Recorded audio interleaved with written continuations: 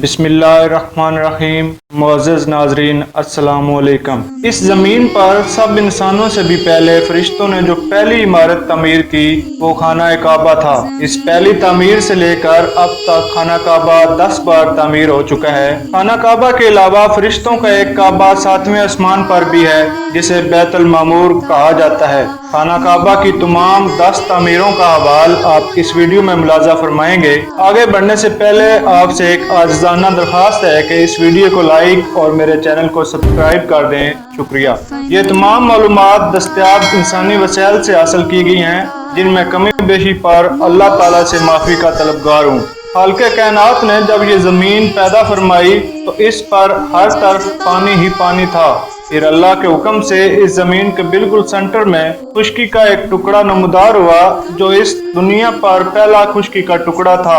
بعد ازاں اسی ٹکڑے پر فرشتوں نے اللہ کے حکم سے پہلی بار خانہ کعبہ کی تعمیر شروع کی، اور یہ تعمیر فرشتوں کے خانہ کعبہ یعنی بیت المعمور جو کہ 7ویں آسمان پر واقع ہے اور فرشتے اس کی طرف رخ کر کے عبادت کرتے ہیں، اس بیت المعمور کے عین نیچے موجودہ خانہ کعبہ کی تعمیر شروع ہوئی۔ فرشتے اللہ کے حکم سے کوئے ریت، کوئے طور اور کوئے ہیرا سے مقدس پتھر اور مٹی لائے اور زمین پر اللہ تعالیٰ کا پہلا گھر یعنی خانہ کعبہ تعمیر کیا۔ اس کے بعد اللہ کے حکم سے حضرت آدم علیہ السلام اور حضرت حوا علیہ السلام کو اس زمین پر بھیجا گیا جنہوں نے دوسری مرتبہ اللہ تعالیٰ کے اس گھر کی تعمیر کی۔ حضرت اما حوا اس جگہ کی مٹی اٹھا کر پھینکتی رہیں، اور جب گھر کی تعمیر مکمل ہوئی تو وحی نے بتایا کہ یہ روئے زمین پر اللہ تعالیٰ کا گھر ہے۔ حضرت آدم علیہ السلام طواف کرنے والے پہلے انسان ہوں گے۔ تیسری مرتبہ حضرت شیش معمار کعبہ بنے جب حضرت ابراہیم علیہ السلام اپنی بیوی حضرت حاجرہ علیہ السلام اور شیر خوار بچے حضرت اسماعیل علیہ السلام کو بے آب و گیا مقام پر کھجوروں اور پانی کا مشکیزہ دے کر جانے لگے تو حضرت حاجرہ نے فرمایا کہ کیا آپ ہمیں اللہ کے حکم سے چھوڑ کر جا رہے ہیں؟ تو حضرت ابراہیم علیہ السلام نے جواب دیا ہاں۔ حضرت حاجرہ نے کہا اللہ ہماری حفاظت کرے گا اور ہمیں ضائع نہیں ہونے دے گا۔ اس کے بعد حضرت ابراہیم علیہ السلام نے دعا مانگی، یا اللہ تیرے بندے تیرے گھر کے قریب لا کر بسائے ہیں تاکہ تیرے شکر گزار بندے بن جائیں۔ حضرت اسماعیل علیہ السلام کی عمر جب 30 برس ہوئی تو حضرت ابراہیم علیہ السلام شام سے مکہ واپس آئے۔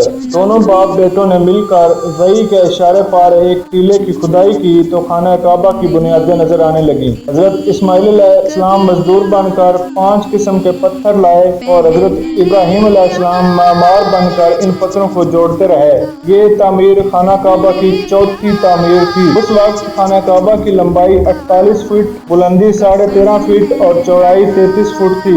5ویں مرتبہ بنو جرہم، 6ٹی مرتبہ بنو عمالقہ، 7ویں مرتبہ بنو قریش مکہ نے خانہ کعبہ کی تعمیر کی، لیکن سرمایہ کی کمی کی وجہ سے حتیم والا حصہ تعمیر نہ ہو سکا۔ حجر اسود کا واقعہ بھی اسی تعمیر کے دوران پیش آیا۔ اس وقت خانہ کعبہ کی بلندی 27 فٹ، چوڑائی 35 فٹ اور عرض 33 فٹ تھا۔ 8ویں مرتبہ حضرت عبداللہ بن زبیر نے تعمیر کی۔ حتیم والا حصہ اس میں شامل کیا گیا اور 2 دروازے بھی رکھے گئے۔ یہ تعمیر 10 سال تک قائم رہی۔ اس وقت لمبائی 48.5 فٹ اور چوڑائی 33 فٹ تھی۔ 9ویں مرتبہ حجاج میں یوسف نے حتیم کو پھر الگ کر دیا اور آج تک اسی جگہ قائم ہے۔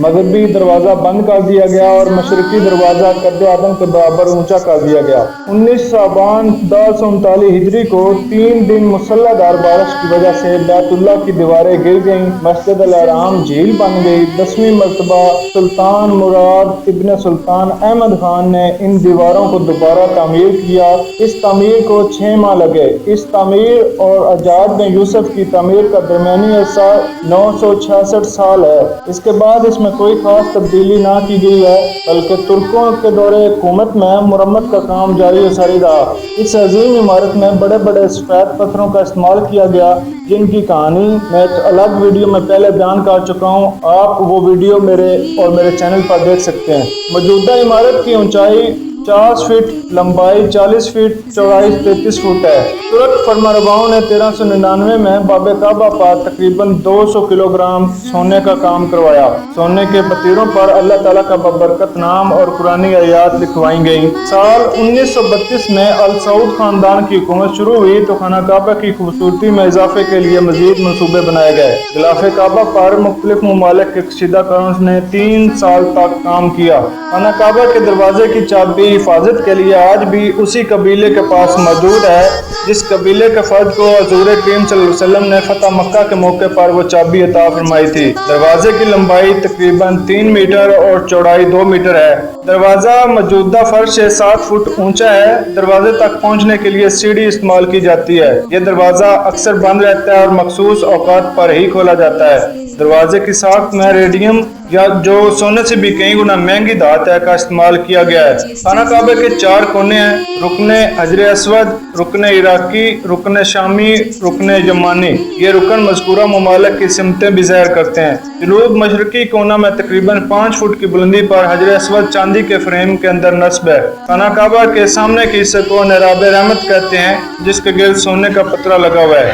خانہ کعبہ کے اندر 3 ستون ہیں جن کے بیچ میں ایک ٹیم گزر رہی ہے جس پر حضور کریم صلی اللہ علیہ وسلم کے استعمال کردہ مبارک برتن لٹکے ہوئے ہیں۔ سنگ مرمر کے اوپر ہرے رنگ کا گلاب چھت تک جاتا ہے۔ فرش پر سنگ مرمر لگا ہوا ہے اور خانہ کعبہ کے اندر روشنی کا کوئی انتظام نہیں بلکہ خانہ کعبہ کی سیڑھی کے ساتھ لگی ہوئی لائٹ سے ہی اندر روشنی آتی ہے۔ خانہ کعبہ میں ایک طرف دروازہ ہے جس میں ایک سیڑھی چھت تک جاتی ہے لیکن یہ دروازہ بند رہتا ہے۔ خانہ کعبہ کو ہر سال گلاب کے پانی اور دوسری خوشبوؤں سے غسل دیا جاتا ہے اور سفید ململ کے کپڑے سے اسے خشک کیا جاتا ہے۔ غسل کے لیے پوری دنیا سے اہم شخصیات کو مدعو کیا جاتا ہے۔ یہ غسل ہر سال 1 شعبان کو نماز فجر کے بعد دیا جاتا ہے لیکن سیکورٹی کے پیش نظر اس میں رد و بدل بھی کر لیا جاتا ہے۔ خانہ کعبہ میں صوتی نظام لگایا گیا ہے جس سے اذان اور نماز کی تلاوت کی آواز عمارت کے ہر اپارٹمنٹ میں برابر پہنچتی ہے۔ دعا ہے اللہ تعالیٰ آپ کو خانہ کعبہ کا دیدار نصیب فرمائے، آمین۔